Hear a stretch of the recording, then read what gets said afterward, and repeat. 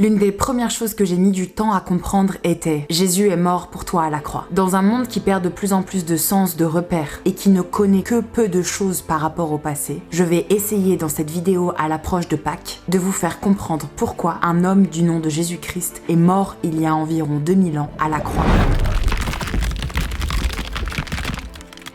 La Bible dans 2 Corinthiens 5 au verset 17 nous dit ceci. Si quelqu'un est en Christ, il est une nouvelle créature. Les choses anciennes sont passées, voici toutes choses sont devenues nouvelles, et tout cela vient de Dieu qui nous a réconciliés avec lui par Christ et qui nous a donné le ministère de la réconciliation. Car Dieu était en Christ, réconciliant le monde avec lui-même et n'imputant point aux hommes leurs offenses, il a mis en nous la parole de la réconciliation. La bonne question à se poser, c'est si nous parlons de réconciliation, c'est qu'il y a eu une relation avec Dieu qui a été brisée. Donc pourquoi avions-nous besoin d'être réconciliés avec Dieu? Notre relation a été brisée par le péché. Et dans ça, il faut remonter Genèse chapitre 3. De manière synthétique, Dieu place l'homme dans le jardin d'Éden, il crée toute la création. À l'avant-dernier jour, il crée l'homme, il le place dans le jardin d'Éden, puis de l'homme sort la femme. Les deux vivent en harmonie avec Dieu, en paix, ils dominent sur les animaux et tout ce qu'ils touchent fructifie dans le jardin d'Éden. Dans ce jardin, Dieu a placé plein d'arbres pour manger, pour vivre, pour se rassasier, des arbres beaux, des arbres de différentes couleurs, bref. Mais il en a placé un et il a dit à l'homme, Adam, tu ne toucheras pas à cet arbre, l'arbre de la connaissance. Tu peux prendre tous les arbres que tu veux, sauf celui-là, tu n'en mangeras pas le fruit. Le serpent, autrement dit le diable, qui lui était son but de faire pécher l'homme et de séparer l'homme de Dieu, est venu voir la femme, l'a séduit en lui disant des mensonges se basant sur ce que Dieu avait dit. La femme mange du fruit, puis en donne à son mari, et c'est là où il y a eu le premier péché de l'humanité. Ils se cachent car ils prennent conscience de leur nudité et ils voient les choses différemment. Dieu donne des conséquences à ce péché et l'une des conséquences c'est qu'ils sont radiés du jardin d'Éden. Ils atterrissent entre guillemets sur la terre. Dieu dans sa fidélité continue à les suivre mais ils ne sont plus intimes, ils ne sont plus un avec Dieu. Ils sont séparés à cause du péché. Pour vulgariser, le péché a plusieurs définitions. Il peut signifier manquer la cible. Il est aussi le fait de faire un acte qui va à l'encontre des lois divines, à l'encontre de la volonté parfaite de Dieu. Dieu avait laissé le choix à Adam et à Ève de le suivre, de l'écouter par cet arbre qui est placé dans le jardin d'Éden. Ils ont péché, ils sont donc séparés et il y a donc une inimitié entre Dieu et les hommes. Plusieurs conséquences vont être expliquées dans la Bible face au péché. La première conséquence, ça a été un homicide de son frère, on appelle ça un fratricide. Quand Caïn a tué Abel parce qu'il était rempli de jalousie, Dieu lui dit « Le péché se couche à ta porte, mais toi domine sur lui ». Et il y a un effet boule de neige à cause du péché et on le voit tout au long de la Bible où le péché prend de plus en plus d'ampleur et ça malgré la loi. Dieu a donné la loi au travers de Moïse pour que les Hébreux, le peuple israélite, puissent suivre et revenir à Dieu, ceux qui étaient de la descendance de Adam, puis de Abraham, Isaac et Jacob. Mais cette loi était limitée. Elle était premièrement limitée en termes de géographie de peuple. Elle s'adressait à un type de personne en particulier. Toute la création n'avait pas accès à ça. Elle était limitée parce que les sacrifices qu'ils faisaient, que ce soit des sacrifices d'agneaux, des sacrifices d'oiseaux, tous les sacrifices que vous pouvez lire dans le Pentateuque étaient limités. Ils couvraient simplement le péché, mais ne l'annulaient pas. Ils ne créaient pas une réelle réconciliation avec Dieu. Il fallait donc que quelqu'un prenne les péchés du monde sur lui pour que toute l'humanité qui avait été plongée dans le péché au travers de Adam et Ève soit réconciliée avec Dieu. C'est là où entre Jésus. Jésus, c'est la parole de Dieu qui s'est faite chair et il était là dès le commencement avec Dieu. On le voit notamment dans Genèse 1 au verset 26. Puis Dieu dit « Faisons l'homme à notre image selon notre ressemblance, qu'il domine sur les poissons, la mer, etc.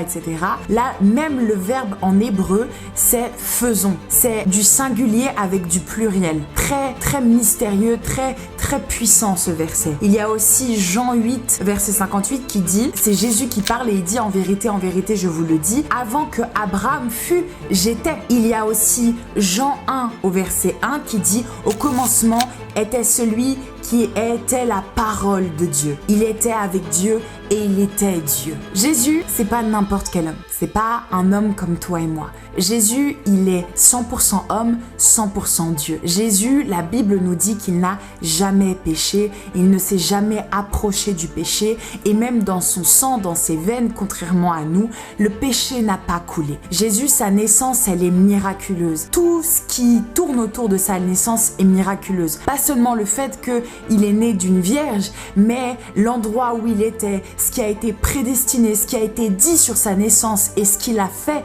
était miraculeux. Dans l'Ancien Testament, déjà, on nous parle de l'avenue du Messie de Jésus, un Messie que Israël attendait tant pour être enfin délivré de tout oppresseur. Ils attendaient un Messie qui était plus un conquérant dans leur vision, un conquérant terrestre. Or, dans le plan de Dieu, la réelle réconciliation, la réelle victoire, elle était céleste. Vous pouvez faire des recherches sur le Messie et sur ce qu'attendait Israël, c'est passionnant. Il y a notamment dans Ésaïe 53 au verset 5 qui dit « Cependant, ce sont nos souffrances qu'il a portées, c'est de nos douleurs qu'il s'est chargé, et nous l'avons considéré comme puni, frappé de Dieu et humilié. Mais il a été blessé pour nos péchés, brisé pour nos iniquités. Le châtiment qui donne la paix est tombé sur lui, et c'est par ses meurtrissures que nous sommes guéris.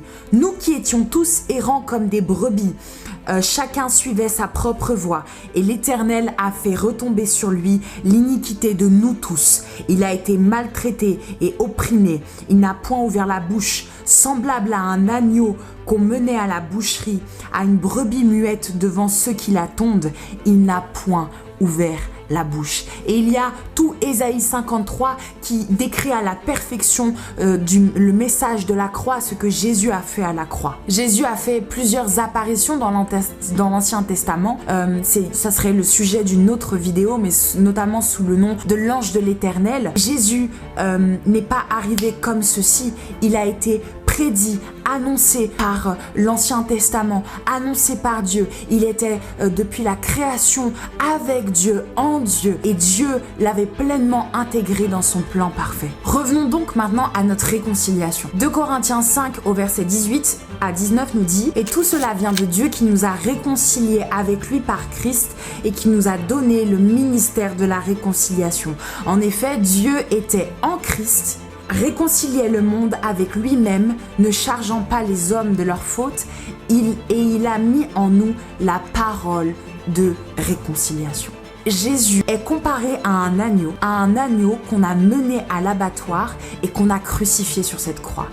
Et pendant la Pâque, tous les Juifs venaient à Jérusalem, dans le temple, et sacrifiaient des agneaux pour le pardon de leurs péchés. Jésus, à la croix, la Bible nous dit que son sacrifice, il est éternel. C'est-à-dire que nous n'avons plus à sacrifier des agneaux et des agneaux pour le pardon de nos péchés, mais Jésus, lui, qui était sans péché, s'est chargé des péchés de toute la création à la croix pour que nous soyons réconciliés, pardonnés de nos péchés. Le péché vit en nous par le sang, par nos transmissions. Il est transmis de génération en génération. L'homme, quand il vient, est pécheur. Le monde est envahi de péché parce que la Bible nous dit que le prince de ce monde, c'est Satan. Et donc, nous sommes entourés de péché. Le seul moyen que nous avions d'être réconciliés éternellement avec Dieu, d'être véritablement pardonnés pour nos péchés, c'était Jésus-Christ. Lui, qui était sans péché, il est mort à cette croix, ressuscité le 3e jour pour que nous, en tant qu'humains, nous soyons à nouveau connectés à Dieu et un avec le Seigneur. Ça ne veut pas dire que, comme nous vivons encore dans notre chair, nous n'allons plus jamais pécher, mais nous avons un avocat auprès de Dieu qui, par son sang à la croix qui a coulé pour nous, nous justifie, nous rachète du péché. Sans ce Jésus qui est mort à la croix il y a 2000 ans pour nous, il nous aurait été quasiment impossible non seulement de connaître Dieu, mais en plus impossible d'être véritablement pardonné. Nous aurions dû obéir à une loi si complexe, la loi de l'Ancien Testament, que très peu de personnes peuvent être sauvées au travers de ça pour regagner cette sanctification, cette sainteté auprès de Dieu. Le sacrifice de Jésus à la croix, il est éternel. Il est pour moi, il est pour toi, il est est pour tes enfants, tes futurs petits-enfants et leurs enfants de leurs enfants. Il était pour tes parents et pour les générations d'avant et les générations d'après. Nous qui étions séparés de Dieu, au travers de Jésus-Christ, nous sommes réconciliés avec lui. Au travers de Jésus-Christ, nous avons le pouvoir de marcher sur le péché, de n'être plus esclaves du péché, mais d'être une nouvelle créature cette fois en lui, pour une promesse bien plus grande que sur cette terre, pour la vie éternelle. Pâques, c'est le message le plus important de toute ta vie, celui de la mort et de la résurrection de ton Sauveur, de ton Seigneur. Prends conscience de cette Pâque, prends conscience de ce sacrifice. Dans les grandes lignes, ça ressemble à ça, l'engagement de Jésus-Christ pour nous. Ça ressemble à ça, la mort et la résurrection de Jésus-Christ. Il y aurait beaucoup à dire. Il y a des dizaines et des dizaines d'enseignants qui expliqueraient encore mieux que moi cette partie de la Bible, ce message central de la Bible. Mais il me semblait important de faire cette vidéo pour toi peut-être qui ne connais pas encore le Seigneur, qui ne sait même pas ce qui s'est passé à la croix, qui était Jésus-Christ véritablement, ou pour toi qui est déjà chrétien mais qui a besoin d'être rafraîchi de ce sacrifice et de te remémorer ce qu'a fait Jésus pour toi. Que le Seigneur te bénisse, que le Seigneur t'encourage, que le Seigneur te parle au travers de cette Pâque. Amen.